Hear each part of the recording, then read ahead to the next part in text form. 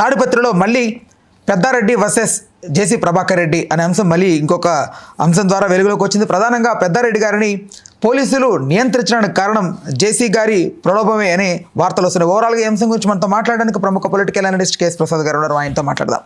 Sir నమస్తే. నమస్తే అండి. సార్ 9 గంటల పాటు ఆయన నిర్వహించారు అనేది ప్రధానంగా వస్తుంది సార్ ఇక్కడ.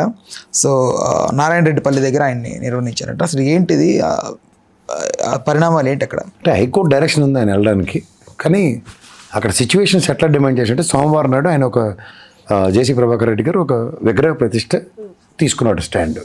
అది అదేంటి ఇదేం మాసం, అది శ్రావణ మాసం లాస్ట్ సోమవారం. సో దాన్ని ఆయన విరమించుకోలేదు. పైపచ్చు నువ్వనైనా నువ్వెంత నేనెంత అన్న ఫ్రిక్షన్ అక్కడ నడుస్తుంది. కోరి తలకాయ నొప్పులు తెచ్చుకోవడం ఎందుకని చెప్పి ఈయన్ని పెద్దారెడ్డి గారిని నారాయణపల్లి దగ్గర నిలువరించారు. అంటే నిలువరించడం తప్పు రైటు ఇవన్నీ నేను మాట్లాడతాను, గంట మాట్లాడవచ్చు. కానీ అక్కడ ఉన్న పోలీసుల సిచ్యువేషన్ మనం అర్థం చేసుకోవాలి.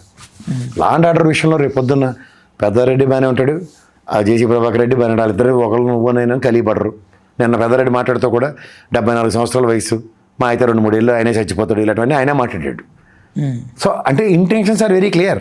ఈవెన్ జగన్మోహన్ రెడ్డి గారి పార్టీ పట్ల కూడా జేసీ ప్రభాకర్ రెడ్డి మాట్లాడుతుంది ఏంటి, సార్ మీరంటే గౌరవం, మీ పార్టీ అంటే గౌరవం, నన్ను మీరే గెలిపించారు, ఆ రోజు మీరు తలుచుకుంటే ఇప్పుడు మా వాళ్ళు చేసిన పని మీరు చేసేయచ్చు, ఇలాంటివన్నీ మాడుతూ ఆయన ఔన్నత్యాన్ని గౌరవాన్ని చాటేసుకుంటాడు పక్కన. ఓన్లీ అతనికి తేడా ఏంటి పెద్దారెడ్డితో.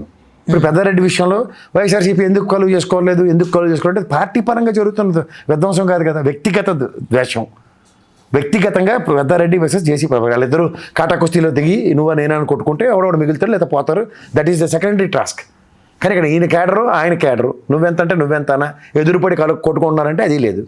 ఓసారి నీ ఇంటికి ఆయన ఇంటికి ఈయన లేడు, ఈయన ఇంటికి ఆయన వచ్చాడు, మొత్తం ఎవరి విధ్వంసాలు వాళ్ళు చేసిపోయారు. దాని మీద కదా ఇవాళ 2 వ్యవస్థలు, పోలీసు వ్యవస్థ కింద మీద పడి నలిగిపోతుంది. ఏం చేయగలుగుతుంది వాళ్ళు మాత్రం? కరవమంటే పాము కోపం, మేఘమంటే కప్ప కోపం అంట. ఏడు చేస్తారు ఎవడైనా.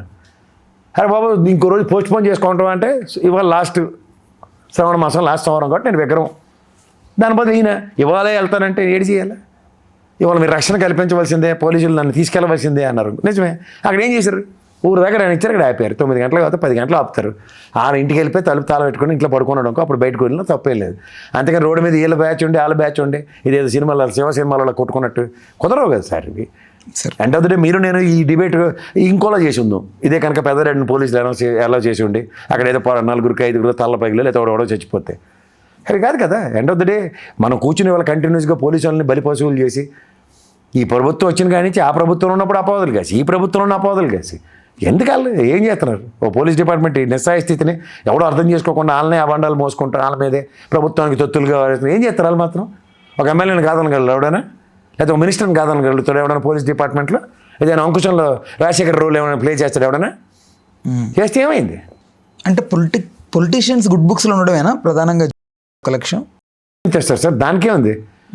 ఇప్పుడు ఈ విధంగా పొలిటికల్ దీంట్లో లేదు సార్, దయించి మీరు అలాంటి ప్రశ్నలు వేయకండి, మీరు కూడా ఆ ప్రశ్న విరమించుకోండి. మనం ప్రశ్నించేంత స్థాయి నాది కాదు, మాట్లాడేంత అవగాహన నాకు కానీ మీకు కానీ లేదు. మనం రాజ్యాంగబద్ధమైన అత్యున్నత విలువలతో పనికిమాలిన ప్రశ్నలు ఎప్పుడు అడగండి. వాళ్ళు ఎప్పుడు ఈ పొలిటికల్ కంపల్షన్స్లో దీంట్లో వాళ్ళు ఎప్పుడు ఇన్వాల్వ్ కాలేదు. గౌరవ పోలీస్ వ్యవస్థ నలిగిపోతుంది పొలిటికల్ కంపల్షన్స్కి. ఏం చేస్తుంది? ఫస్ట్ ఆఫ్ ఆల్ ఓ డైరెక్షన్ ఇచ్చింది, అక్కడ ఉన్న ఎవిడెన్షియల్ సర్కమ్స్టాన్సెస్లో పోలీస్కి ప్రొవైడ్ చేయమని సెక్యూరిటీ. బట్ పోలీస్ అక్కడ నిస్సాయ స్థితి ఏంటి? అవతల వాళ్ళకి సెక్యూరిటీ ప్రొవైడ్ చేసి ఇక్కడ బెటర్లను తీసుకొస్తారా? ఒక ఓడిపోయిన ఎమ్మెల్యేల కోసం ఎవరైనా బెటర్లను తీసుకొస్తారా చెప్పండి మీరు? పోనీ అక్కడికి ఏమైనా ప్రపంచం తెరబడిపోయే పని ఉందా అంటే అది ఏం లేదు కదా. కొన్ని పంతాలకు పోయినప్పుడు కొన్ని జరుగుతూ ఉంటాయి. ఆ జరిగిన వాటిని ఒక వార్తకి అని చూసా దానికి ఇంపార్టెన్స్ ఇవ్వకుండా నువ్వు రైటు నేను రైటు అన్న దగ్గర నలిగిపోతున్న పోలీస్ వ్యవస్థను చూడండి. అక్కడ పోలీస్ వ్యవస్థకి డైరెక్షన్ ఇచ్చిన హైకోర్టుని చూడండి. హైకోర్టు డైరెక్షన్ ఉంది, I'm not contradicting it. But పంతానికి తీసుకెళ్ళి ఏం సాధిస్తారు పోలీసులు? జరగడం జరిగితే మళ్ళీ ఇదే హైకోర్టుని మీకు రక్షించమన్నాం, మీ వల్ల ఇంత ప్రమాదం జరిగితే ఎలాగంటే మరి దాని బదులు నిలువరించడం బెటర్ కదా. అక్కడ కొట్టొచ్చినట్టు కనబడుతుంది. ఆయన విగ్రహ ప్రతిష్ట లాస్ట్ సోమవారం ఎట్టి పరిస్థితిలో చేస్తున్నాడు, చెయ్యాలి కూడా. మరి సంవత్సరం పాటు ఆగాలంటే ముహూర్తం వదులుతుంటే అక్కడ ఒక సెట్ ఆఫ్ పోలీస్ కన్విన్స్ అయింది. దాని బదులు వాళ్ళు అనుకుందంటే పెద్దారెడ్డి గారిని కన్విన్స్ చేద్దాం సార్, మీ ఊరిలోనే కదా సార్ విగ్రహ ప్రతిష్ట, దేవుడే కదా సార్, ఆపుదాం అనుకున్నారు. నిలువరించాడు కదా, ఆయన కూడా ఆగాడు కదా. 9 గంటలకు కూర్చున్నాడు ఆయన కూడా సహనంగానే. సరే నా విగ్రహ ప్రతిష్ట వెళ్ళిపోయింది, పోలీసులు తీసుకురండి ఆయన్ని ఊర్లో. కానీ ఆ పెద్ద మనసుతోనో ఆయన చాటుకోవాలి, ఆయనే చాటుకోలే. ఏం చేస్తాం మనం? ఎవరి వల్ల అవుతుంది సార్? ఎవరి వల్ల అవుతుంది? భారతదేశంలో ఎక్కడైనా నివసించే హక్కు ఉంది, నివసిస్తాం. నివసించడానికి నాకు నిరోధకం క్రియేట్ చేస్తారంటే హైకోర్టు రక్షణ ప్రొవైడ్ చేయమంది. ఆయన వెళ్తాడు, ఆయన ఊరికి పర్లేదండి ఈ డేట్కి వెళ్తాడు, మీరు ఎస్కాట్ ఇచ్చి తీసుకెళ్ళండి. అంతకని ఇంకేం చెప్తుంది కోర్టు? మనం ఆ విధమైన ప్రాతిపదిక కోర్టు ఇచ్చిన తర్వాత దాని గురించి మాట్లాడబెట్టి సార్ మనకి అర్హత లేదు. తెలియదు. ఇప్పుడు నాకు ప్రాణహాని ఉంది, ప్రొటెక్షన్ కావాలని పోలీస్ స్టేషన్కి వెళ్ళాం అనుకోండి, అయితే కోర్టుకి వెళ్ళాను, ఎవిడెన్షియల్ సిచ్యువేషన్స్ అబ్జర్వ్ చేసి ఎస్ ఇతనికి ప్రాణహాని ఉన్నట్టుగా ఉంది, రక్షించండి అని చెప్తారు. మా అయితే కానిస్టేబుల్ ఎత్తారు నాకు, బాబు ఇంటికి వెళ్ళరాదు, రోజు కానిస్టేబుల్ కావాలని అనుకో, దానికి ఒక స్పెషల్ ఇది ఉంటుంది సార్, మీరు దీన్ని చూసుకోండి అని ఒక డైరెక్షన్ కోర్టు కనుక ఇస్తూ ఆ ఎక్స్పెన్సెస్ మీరు భరిస్తారా, లేకపోతే ఏదో అంటే, లేకపోతే ప్రైవేట్ గన్ మ్యాన్ ఇస్తారా, ఇలాంటివన్నిటికీ కండిషన్స్ ఉంటాయి. అవన్నీ నేను ఉబే కాకుండా నాకు ప్రాణహాని ఉంది కాబట్టి పోలీసులు నా 24 గంటలు ఉండాలంటే ఏమైనా అర్థం ఉందా? అప్పుడు నా స్థాయిని నేను ప్రక్షాళించుకోవాలి కదా ఫస్ట్. కోర్టు డైరెక్షన్ ఉంది కదండి అంటే ఏమైనా అర్థం ఉంటుందా? అసలు నేను ఊరికి గన్మ్యాన్ ఇచ్చాడు కాబట్టి దేశయాత్రలు చేస్తాను, నాకు నచ్చినోడ గురించి ఇష్టం మాడతాను అని ఉదాహరణకు నేను అనుకున్నాను అనుకోండి, అది ఎంతవరకు సబ్బు, ఎంతవరకు సమంజసం? అలాగే పరిస్థితులకు అనుగుణంగా, పరిస్థితులకు తగ్గట్టుగా టైలర్ మేడ్ సొల్యూషన్స్ కావాలా? అటు ఆయన ప్రభాకర్ రెడ్డి గారి దగ్గర నుంచి కావాలి, యువతల పెద్దారెడ్డి గారి దగ్గర నుంచి కూడా కావాలి. వీళ్ళిద్దరి దగ్గర సమన్వయం లేకపోతే ఇలా ఘర్షణ సినిమాలలో ఎదిరిపోయినప్పుడల్లా మ్యూజిక్లు కొట్టుకొని ఇటువంటి వెళ్తావు, లాస్ట్కి ఒకసారి చెత్త కొట్టుకొని ఎవడోడు మిగులుతాడు, మళ్ళీ ఇద్దరికి ఇష్టమే కలిసిపోతారు. ఓ పక్క పార్టీ పట్టి చెత్త చాటుకుంటాడు అనుకోండి వైఎస్ఆర్సీపీ పక్కన ప్రభాకర్ రెడ్డిని, రేపు పొద్దున ఎలక్షన్ ముందు ఏముంది, ఆయన ఎలాగోలేడు కదరా భయ్, ఇదే లాస్ట్ ఎలక్షను, వాళ్ళ అబ్బాయి ఇస్తాం, మా అయితే ఎంపీ ఇస్తాం, ఇంకోటి ఏదో ఇస్తాం, ప్యాసిఫై అయిపోయారు అనుకోండి, ఈ తగుల్లో వాళ్ళకళ్ళు అందరూ ఇష్టమే. అంటే అది ఉందంటారా అలా జరిగే? ఎందుకు కళ్ళ ముందు ఎందుకులే? తెలుగుదేశం పార్టీలో జేసీ దివాకర్ రెడ్డి జాయిన్ అయిపోతే సునీత గారు వాళ్ళ అబ్బాయి పంచాయతీరాలో మూసుకొని పని చేయట్లే, ఆర్క్ రైవల్ రీలే కదా.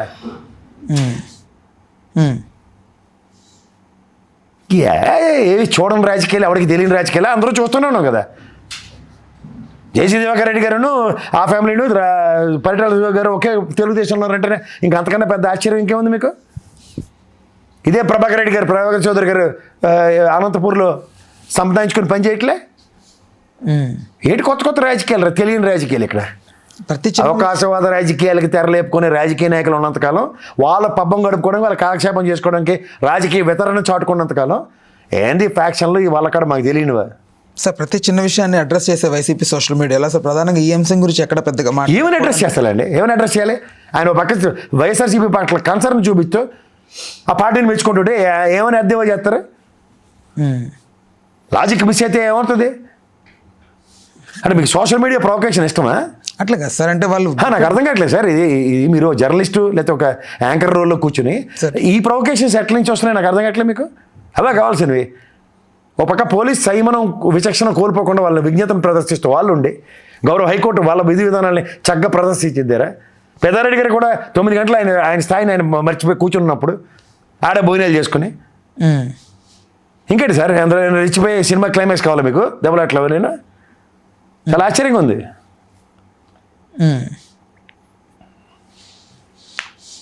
ప్రొవకేషన్స్ ఎక్స్పెక్ట్ చేయకండి sir. Provocations are always injurious to society.